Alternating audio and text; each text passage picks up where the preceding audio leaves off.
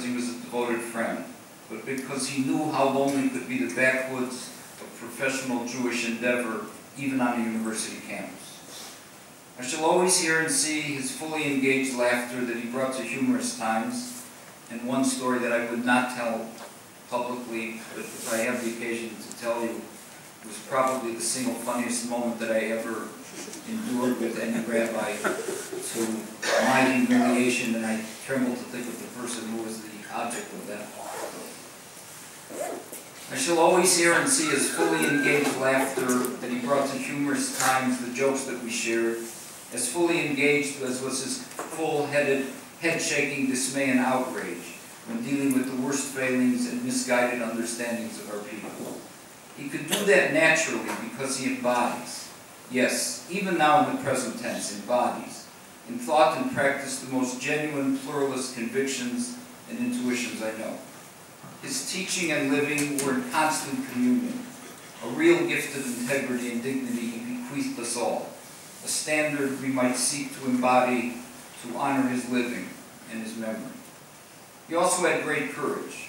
I was with him more than a few times in situations when he could have readily, quietly ignored the popular expressions of retrograde aphorism of Jewish politics or Israel politics or narrow traditional Jewish life which he held in appropriate contempt, or backward U.S. politics. But he made us all think better by challenging those too easy assumptions, reminding us to whom we aspire to be, not only what we might become. Even when my Aliyah's newly realized Zionist enthusiasms might have seduced his acquiescence, his hesitations and his critiques were a worthy counterpoint and a crucial place of balance. He could do all that and build and maintain important Jewish places and communities of learning and communal enterprise. He was living proof text of the assertion that integrity and fundraising could go hand in hand.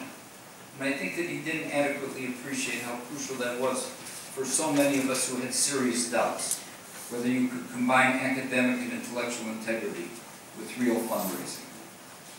I shall miss him far more than the too few occasions we had together once time zones and continents separated us. I'll find some nechama knowing that some of me will always be reflections of his teachings and that there are countless others who share that blessing.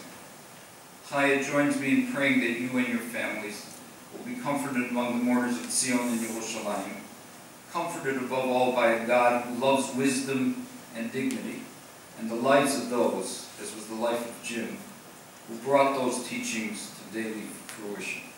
Yehi zichro b'olah.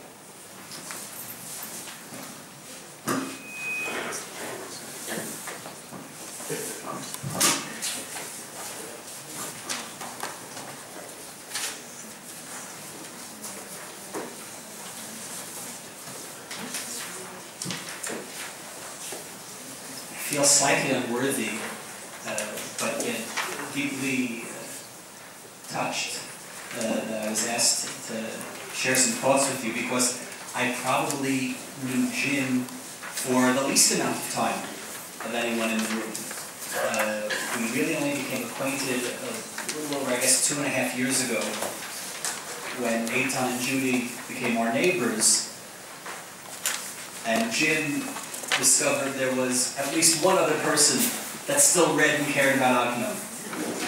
And despite the fact I hadn't really thought about it until after the passing, and as is the nature of things, people's dates of birth and dates of death are mentioned in news reports, it had never occurred to me that he was 30 years my senior. Because although he, as he was to everyone, he was a teacher, but he was also just such a gentle friend. He was just such a gentle man. And as he was busy teaching you, he was busy trying to learn from you. And that was the basis for, that's true chavruta. That's true friendship in the real sense. We became connected again because of this mutual interest in Agnon, and he quickly sucked me into this project that he's been involved in, which is the preparation and the translation and the preparation of an annotated edition of Agnon's monumental work, Irum Loah, that he's been involved with, had been involved with Alan Mintz. Hopefully that will still be coming out in one format or another in the next year. And then together we became involved in this little research group that meets in Yerushalayim around things Agnon connected. Beyond Agnon, the only thing we ever really discussed, and which he never failed to mention, was his deep pride in his children, but particularly Eitan, in your family, and not just pride, but envy at your having arrived here and settled here. And our very last conversation, which must have been a few minutes after that last hug, on that night that they left, we met for coffee before going off to the chug, was about his hopes that maybe somehow they'll be able to come for a long period of time, for a number of months at a time, or maybe permanently. But I wanted to share with you, some of his own writing, because I think it says a lot about what his interests as a scholar were, but of course, as is the nature of these things, I think it says a lot about who he was. He felt very profoundly that the encounter with literature, and the encounter with Hebrew literature in particular, was an essential component, should be an essential component, and he bemoaned the fact that unfortunately it is not an essential component for many Jewish people, but that it has the potential to help us develop spiritually, that it can sharpen our understanding of the human character, that it can help us sharpen our understandings of ourselves, and that the encounter with literature can be a spiritual component or a complement to our principal commitments to Torah. And we should remember that despite all of his many interests, his many very varied interests and talents and endeavors, he principally saw himself, as I think we all did, as teacher of Torah for many, many, many years.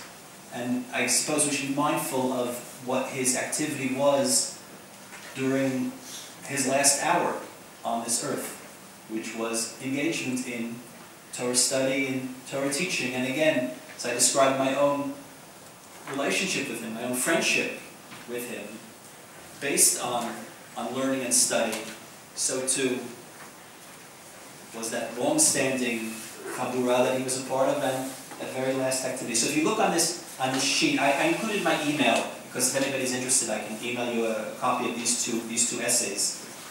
The first one is an essay that was published, I guess, about 7-8 years ago, in Conservative Jews. And it's a comparison, it's an analysis of Agnon's impact on Amos Oz.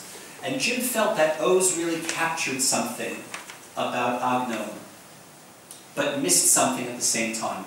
And that probably is a function of the fact that Amos Oz, while obviously a very keen reader of literature, and of course a very talented producer of Hebrew literature, is lacking a certain spiritual insight into what Agnon was. Oz suggests that writing, that creativity, comes out of a wound. And that's true for himself. If you read his memoir, Sipur Alava B'Choshech, the tale of Love and Darkness in English, which is the text that Jim is analyzing in this essay. So it's true that for Oz it was the suicide of his mother and his upbringing, but for Agnon, who had a very happy life, but for Agnon, nevertheless, there is a kind of wound or a conflict that lies at the center of his work, and that's the tension between tradition and modernity, and how we could possibly bridge this gap. And disagreeing with Oz, Jim felt very strongly that the encounter with Agnon's writings could serve as a bridge and could be a kind of mentor or guide to us to we who stand on this side of the divide between the old world and the new. But then he admits that Agnon, he writes, Agnon is hard to read. Even Israelis struggle with him, he demands a lot. He does not fare well in translation, which is true, but I hope that you'll see once the translations start becoming published that what Jim was doing as a translator was really monumental in translating Agnon, because he brought to the text both his eye as a literary scholar, his eye as a Talmid Chacham, which is necessary, it's absolutely essential for reading Agnon, and a kind of flair, a kind of writerly flair, a poetic soul. And these things came together to produce what I think are going to be really very, very important translations of Agnon. Agnon really has to be read in Hebrew, nevertheless. He has to be read in Hebrew so he can be heard and understood as the ventriloquist, the unparalleled ventriloquist who gives voice to the full range of the Hebrew literary tradition. And then he makes reference to Eliot, and a few times he called my attention to the importance of reading T.S. Eliot. T.S. Eliot, who also from a different religious tradition, but brings the kind of religious sensibilities, the spiritual imperative that Jim possessed to reading literature. And reading Agnon in that way, he goes on, forces us to see the profound disconnect between the Jewish past and the Jewish present. And I think that what Jim was trying to tell us in his scholarship was that reading Agnon helps us point the way backwards and also forwards. Then he brings this charming quote from Oliver Wendell Holmes. There's probably not another article in the canon of tens of thousands of pages that have been written on Agnon where somebody quotes Oliver Wendell Holmes, but here it is. Holmes was reputed to have said, among many other things, I would not give a fig for the simplicity this side of complexity, but I would give my life for the simplicity on the other side of complexity. And doesn't that just capture something about him? That there's a kind of simplicity which is like synonymous with amharatzus. If somebody doesn't know anything, they tend to be simple. They don't understand the complexity. But then there's the work that you do for years and decades, the struggle, the intellectual struggle, the moral struggle, the emotional struggle, to get through complexity, to understand things in a deep, in a profound way. That kind of understanding that often only comes through teaching others, through introducing the complexity of Yahadut to people that you encounter on college campuses all over the United States. And once you've worked through that complexity, then you enter a different kind of simplicity, which is profoundly different than the simplicity that you have at the onset. So that the simplicity on the other side of complexity, that was Jim. That really was Jim. Then he says about Agnon that Agnon in his fiction and his life embodies this complexity. And this description that Jim here gives of Agnon is true of Jim himself. He lives and writes in the zone of unresolved complexity, inside the halakhic tradition, even as he knows that its authority has eroded and that its official representatives are less than exemplary. He takes upon himself the full burden of the tension between the difficulties of emunah, of faith, and the obligations of shmirat mitzvot. And he eschews facile resolutions of this tension. And therefore, how can Agnon not be a guide and a model to us moderns?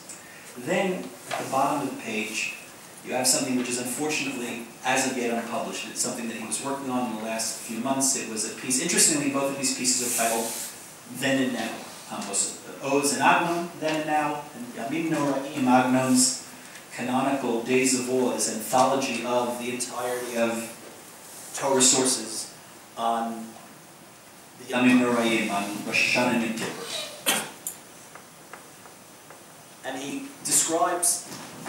tries to describe how this book, this Agnon's book, Yamim Noraim, which is not a piece of fiction, I'm sure almost all of us are familiar with it, tries to serve as a bridge to the modern shulgoer on Rosh Hashanah and Kippur, back to a bridge to the Machzor, a bridge to Rosh Hashanah and Kippur itself, a bridge back to the tradition which has been cut off.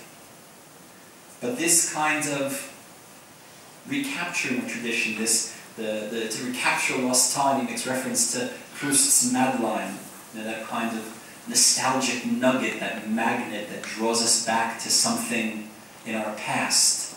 But can that be done? Can this be accomplished in our time and place? The question is more easily asked than answered. He described how Agnon Pavla bin Bari with certain assumptions about who the reader would be, and those assumptions may not be true for contemporary Jewry anymore. And the necessity to educate Jews so that people will have that mit'an, that association, the backpack of knowledge that we all ought carry around with ourselves, regardless of where one stands on the denominational stream, on the political stream. But one needs to know something.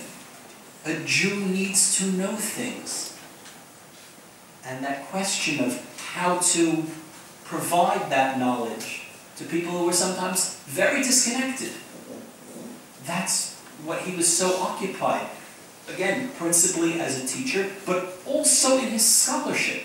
The scholarship, the kind of teaching on the side that he did at various campuses, wasn't something just to fill the lonely hours. It was essential to who he was. These were all of these different activities that all the speakers had mentioned.